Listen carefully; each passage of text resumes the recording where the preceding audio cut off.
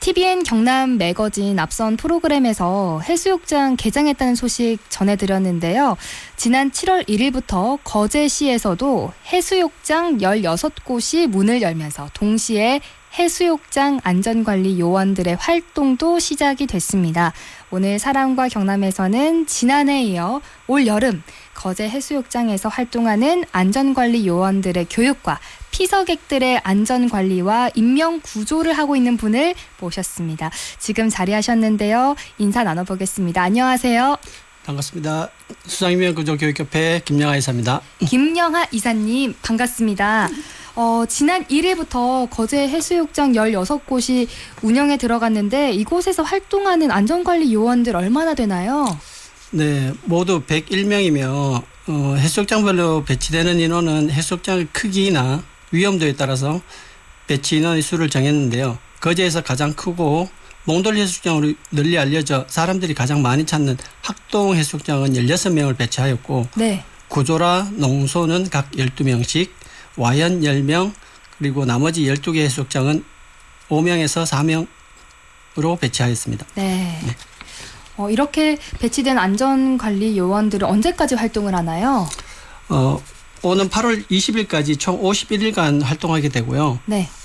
해수욕장 개폐장 시간은 비수기 때는 9시에서 6시, 네. 성수기 때는 이제 7월 22일부터 8월 6일까지 3주간인데 10시부터 저녁 7시까지 하고 폐장을 합니다. 그렇다면 이사님께서는 어느 해수욕장에서 계신가요? 저는 칠천도와 장목 쪽에 있는 이제 옥계, 무란, 황포, 구영 해수욕장을 맡고 있습니다. 정말 다양한 해수욕장을 맡고 계시네. 혹시 오늘도 일하다가 오셨을까요? 네, 제가 지금 일하고 있다가 제 자리를 이제 대신 협회장님이 그 자리를 대신 메꾸고 제가 오늘 이 자리에 왔습니다. 네. 네. 오늘 이렇게 자리해 주셔서 고맙습니다. 다양한 이야기 같이 나눠보도록 하겠습니다. 이사님, 그렇다면 안전요원들 해수욕장에서 어떤 활동들을 하고 있을까요? 네, 해수욕객들이 안전하고 즐겁게 지내다가 돌아갈 수 있게 수상활동을 하시는 분들의 질서 유지, 네. 그리고 사고 예방을 위해서 안전근무를 하고 있습니다. 안전근무에는 사고 예방, 사고 발생 시 신속한 구조 대응 활동, 응급 또는 위급한 환자 발생 시 구호 활동 등을 하고 있습니다. 정말 필요한 일들을 하고 계십니다. 이사님께서는 수상인명구조 활동을 하신 지 얼마나 되셨을까요? 수상인명구조요원이 된 건 이제 1995년도 제가 대학교 1학년 자격증을 적십자에서 취득했고, 네. 적십자에서 안전강사 봉사회 소속으로 2010년까지 활동했습니다. 네. 네, 그리고 2005년부터는 마산대를 시작으로 해서 경남대 체육교육과 스포츠과학과 마산대 응급구조과 해군 부사관학과에서 지금 강사로 활동하고 있습니다. 네. 수상인명구조를 하게 된 계기는 대학에 가서 교육과정 중에 수영 수업이 있었는데 네네. 이 과정을 이수하지 못하면 저희 때는 졸업을 할 수가 없는 기초과목이었습니다. 네. 예, 그래서 누구나 반드시 수영 수업을 수강해야만 했는데 그 수업을 소개하는 선배들이 인명구조요원 자격증을 취득할 수 있다. 예, 그래서 이왕 하는 김에 동기들과 함께 자격증반을 도전해가지고 이제 자격증을 취득하고 네. 자연스럽게 선배들을 따라다니면서 봉사활동과 교육활동을 하면서 지금까지 오게 된 것 같습니다. 경력이 상당하십니다. 실례지만 전공이 어떻게 되시나요? 저는 이제 경남대 사범대 체육교육입니다. 그래서 이런 또 경력을 갖고 계시군요. 네. 이렇게 수상인명구조 자격증을 취득한 초반에 인명구조에 나섰다가 큰일 날 뻔한 일이 있으셨다고요? 네. 어떤 일일까요? 처음 자격증 따고 네. 고등학교 친구들과 이제 해수장에 놀러 가서 인명구조 하면서 배웠던 이제 구조 수영을 뽐내다가 네. 튜브를 탄 6살 정도 여자아이를 구조하는 상황이 발생했는데 네. 뭐 어린 여자아이라고 생각하니까 충분히 구조가 가능하다 자신했고 그래서 아이에게 다가갔는데 네. 손을 잡는 순간 그 아이가 제 머리 위에 있더라고요. 네. 예, 그래서 그 아이가 발로 제 어깨를 눌러가지고 정말 당황했는데 네. 그때 순간적으로 이제 아이 허리를 잡고 물속에 깔아앉았다가 힘차게 해변 쪽으로 던지고 호흡 한번 다시 가다듬고 다시 아이를 수심 얕은 곳으로 이동시켰는데 네. 이제 그때 이제 딱 쓰니까 이제 제가 바닥에 발이 닿아서 침착하게 아이를 도와줄 수 있었습니다. 네. 처음 있었던 일인데 지금 되돌아보면 제가 정말 위험하고 안일한 행동을 했다는 걸 몸소 찐 체험한 순간이라서 수업할 때 자주 사용하는 에피소드인데 네. 과연 여러분들은 몇 살까지 맨몸으로 구조할 수 있을까요? 라는 질문을 늘 합니다. 와, 정말 아찔했던 상황인데 침착하게 그래도 잘 대응을 하셨던 것 같아요. 아, 진짜 그때 순간은 진짜 정말 당황했습니다. 그러니까 거의 한 30여 년 전 일인데 맞죠? 이 일이 아직까지도 이렇게 인상 깊게 남아있고 또 이걸 계기로 계속해서 또 좋은 일을 하고 계시니까요. 지금 잠시 사고 구간이 있어서 짚고 넘어가도록 하겠습니다. 해원로 따라 안민터널에서 진해구 방향으로 안민터널 내부 200m 지점에 추돌 사고 발생해서 처리 중이라고 합니다. 지금 여파받아서 제가 CCTV를 보고 있는데 정체가 상당합니다. 네, 이 구간 지나신다면 네, 좀 잘 살펴서 좀 여유를 가지고 지나셔야 할 것 같습니다. 또 이 구간 지나시는 분들은요, 후속 제보 좀 부탁드리겠습니다. 무료 제보 전화 이용하시면 됩니다. 080-210-8000번으로 좀 이용을 부탁드리겠습니다. 지금 김영아 이사님과 함께하고 있는데요. 이사님, 해수욕장에서는 주로 어떤 안전사고들이 발생을 하고 있을까요? 해수욕장에서 주로 발생하는 안전사고 유형은 먼저 음주 수영 익수 상황, 두 번째는 유형구역 밖으로 나가서 돌아오지 못해 도움이 필요한 상황, 네. 우천시 낙내 상황, 그다음에 이안유에 쓸려 나가는 상황, 그다음에 구명조끼가 몸에 맞지 않아 벗겨진 상황에서 익수, 네. 그다음에 친구들하고 경쟁을 하다 보니까 이제 과신으로 인한 지친 익수자 상황, 그다음에 스노클링 중 호흡 정지, 심정지 등의 상황이 있는데 네. 또 기타적으로 이제 해파리나 다른 벌레의 소임, 그리고 바위나 다른 예리한 물체에 베이는 절상, 찢어지는 열상이 가장 많이 발생하고 네. 튜브 등 물놀이 기구를 타고 밀물에 떠늘려 가시는 분들이 많이 발생합니다. 정말 흔하게 발생할 수 있는 일들이고 다양한 사고들이 발생을 하네요. 그 가운데 물에서 위급한 상황이 발생했을 때 어떻게 생명을 지킬 수 있을까요? 이건 수심에 따라 달라질 수 있는데 우선 물 바닥까지 내려갈 수 있는 상황이면 네. 호흡법을 이용한 보빙이라고 하는데 바닥 차고 뛰어오르기로 수심 얕은 곳으로 이동하는 방법 같고, 네. 수심이 깊은 곳은 호흡기를 하늘로 향해 누워뜨기를 하는 방법이 있고, 그리고 눕지 못하는 분들이 계십니다. 그런 분들은 해파리뜨기나 새우등뜨기를 하면 됩니다. 근데 이 방법은 수영이나 생존 수영을 배운 분들은 가능하나 전혀 배우지 못한 분들은 사실상 불가능한 방법입니다. 그럴 것 같아요. 네네. 이 위의 모든 방법의 공통점은 호흡법을 이용한 것인데 네. 공기를 너무 많이 내뱉거나 들이마셔도 숨이 차는 분들이 있는데 생존 수영은 호흡법만 잘 배우면 구조될 확률이 높습니다. 네. 그래서 안전한 물놀이를 위해서는 기초 수영을 배우는 것이 가장 효과적인 생명을 지키는 방법입니다. 네, 물놀이 좋아하시는 분들께서는 기초 수영 꼭 배워두는 게 좋겠다는 생각이 드네요. 네. 지금까지 다양한 곳에서 수상 인명 구조 활동을 하셨는데 우리 이사님께서는 또 10분 간격으로 3명을 구조한 적도 있으셨다고요? 네. 작년 이제 근무할 때인데 흥남 해수욕장에서 네. 초등학생 남아와 50대 부부를 도와준 적이 있는데 그날 계속되는 근무와 더위에 안전관리요원들은 지친 상황이고 네. 해파리 제거 등 분주한 상황이었는데 또 시간대도 오후 4시가 넘어가서 물때가 바뀌면서 물이 나가는 상황에 먼저 혼자 유형구역 경계선을 잡고 이동하는 아이를 발견하고 계속 주시하고 있었는데 네. 그 아이가 도움을 전혀 요청하지 않고 네. 혼자서 나오려고 계속 경계선 줄을 잡고 들어오다가 그만 줄을 놓쳤습니다. 네. 그 순간 안전관리요원들에게 2차 상황을 대비해서 호출하고 즉시 협업할 수 있도록 전파한 후에 직접 접근해서 구조를 했습니다. 네. 구조하면서 구조자가 흥분한 큰 목소리로 익수자에게 말을 하면 익수자는 불안해지기 때문에 힘들지만 침착하게 아주 가벼운 질문들을 하면서 데리고 나와야 합니다. 네. 몇 가지 물어보니 혼자 온 것도 아니고 네. 친구 대여섯 명과 함께 물놀이를 하고 있었는데 아무도 도와주지도 관심도 없었습니다. 그랬군요. 네, 구조 후에 그 친구는 또다시 친구들하고 물놀이를 즐겼습니다. 네.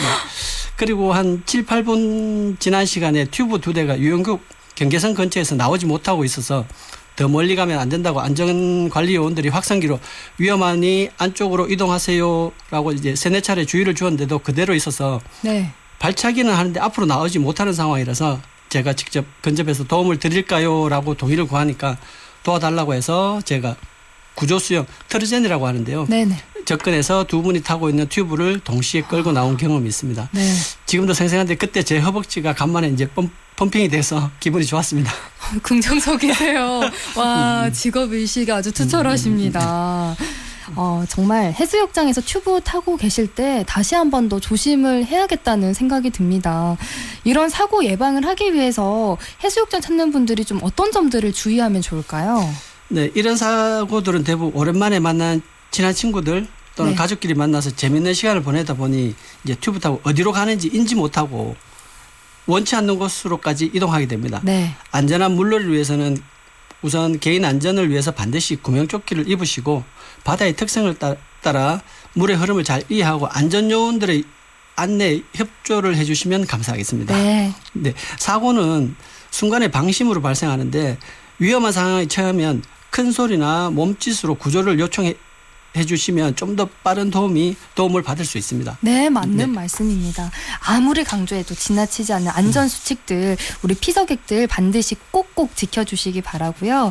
이쯤에서 수상인명구조원 어떻게 되는지 궁금해하시는 분들도 계실 것 같은데 어떻게 하면 될 수 있을까요? 네, 어렵지 않습니다. 기본적으로 자유형, 평형 50m 이상 네. 그리고 자명 10m 이상을 수영할 수 있는 능력을 가지신 분들하고 네. 저희하고 5일 동안 총 40시간 이상 수상안전 및 응급처치법 과정, 인명구조법 과정의 교육을 받고 수료한자에 의해서 자격평가에 응시할 수 있는데 혹시 불합격하신 분은 6개월 내에 재평가를 할 수 있습니다. 좀 수영이 좀 취미인 분들은 한번 관심을 가져봐도 좋겠다는 생각이 듭니다. 네, 맞습니다. 예.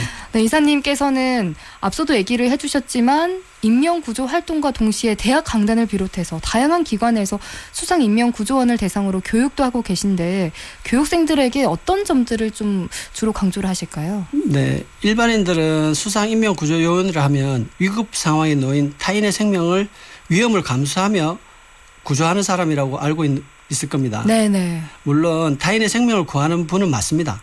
너무 안타까운 일은 구조자나 도움을 주러 가신 분들이 함께 사고를 당하는 일들이 매년 반복되고 있습니다. 네. 그래서 저는 교육을 받고 자격증을 취득하는 분들에게 가장 강조하는 부분은 자신의 안전이 최우선이라고 교육합니다. 네. 그래서 몸부터 움직이지 말고 주변 상황을 인지하고 하라고 교육을 합니다.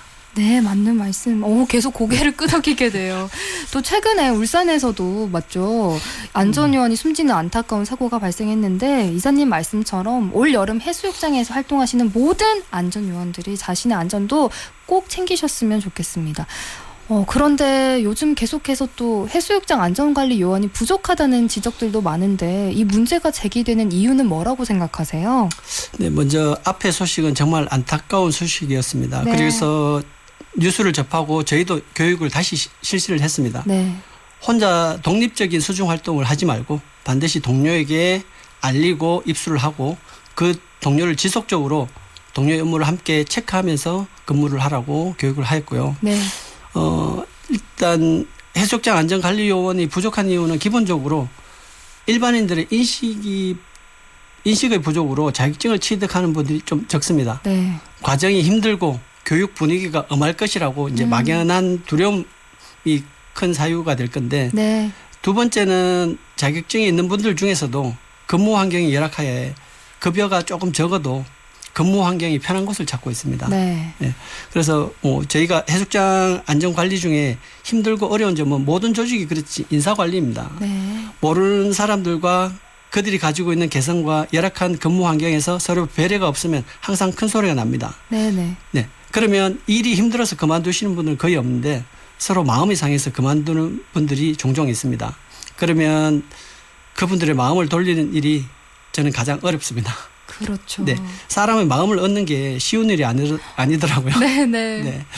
그래서 이런 부분들이 개선되기 위해서는 인명구조를 하는 사람은 특별한 사람들이 하는 것이 아니고 우리 주변의 가족, 친구들을 구조하는 것이다 라는 생각과 힘들지만 어렵지는 않다는 인식을 심어주는 홍보를 지속적으로 노출시켜야만 합니다. 그리고 정부나 지자체에서 예산을 좀 더 투자하여 자격증을 취득에 좀 지원을 해야 되는데 창원시는 매년 2월 선착순으로 예산 범위 내에서 인명구조 조정면허 취득자에게 교육비 50%를 지원하고 있습니다. 네네. 네, 이것을 전국적으로 확대해 확대하면 교육 대상자도 제한을 좀 두지 말고 누구나 지원받을 수 있게 하면 보급률을 높이지 않을까 생각해 봅니다. 네, 지원 확대가 좀 되면 접근성이 좀 좋아지지 않을까 또라는 생각이 들고요. 이사님 시간 관계상 마지막 질문을 좀 드려야 할 것 같아요. 네. 사람과 경남의 공식 질문인데요. 김영하 이사님께 경남은 어떤 곳인가요? 저는 넓은 바다라고 생각합니다. 아, 경남이 넓은 바다라고요? 그 이유는 수상 임용 구조요원들을 수천 명을 교육하고 자격을 보급했지만 아직도 부족합니다. 그래서 해야 할 부분도 많고 가야 할 곳도 많고 새로운 교육부도 개척해야 될 숙제도 있고 경남은 넓은 바다라고 생각하는 다른 이유는 또 제가 여기 태어난 고향이 경포항인데 네. 20살 때 여기 왔는데 지금 더 오래 살고 있다는 건 그만큼 편하고 살기 좋은 곳이라는. 고향보다 살기 좋은 곳이다. 네, 그래서 넓은 바다다. 네. 네, 좋은 말씀입니다. 그리고요, 이사님 올 여름 거제 바다 안전 잘 부탁드리고 무엇보다 건강 챙기면서 일하셨으면 좋겠습니다. 오늘 이렇게 나와주셔서 고맙습니다. 감사합니다. 네, 사랑과 경남 오늘은요 거제 해수욕장에서 활동하는 안전관리 요원들의 교육과 피서객들의 안전관리와 인명구조를 하고 있는 수상인명구조교육협회 김영하 이사를 만나봤습니다.